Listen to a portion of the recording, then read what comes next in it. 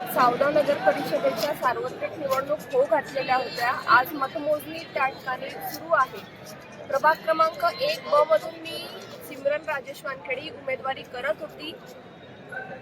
अवघ्या चांगल्या मतांनी ही सीट त्या ठिकाणी निवडून आली.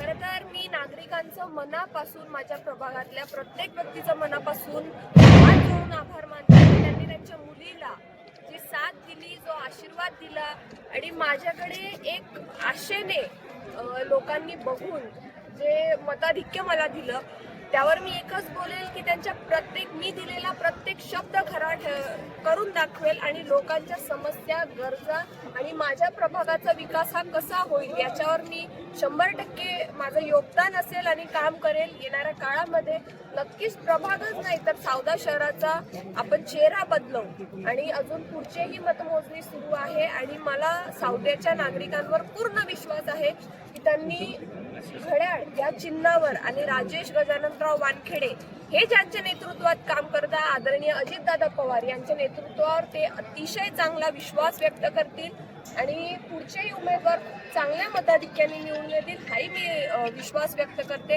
आणि पुन्हा एक वेळा माझ्या प्रभागातल्या प्रत्येक नागरिकांच्या समोर मी नतमस्तक होऊन धन्यवाद देते. त्यांनी माझ्यावर विश्वास ठेवला, या विश्वासाला तडा जाऊ देता कामा नये. मी या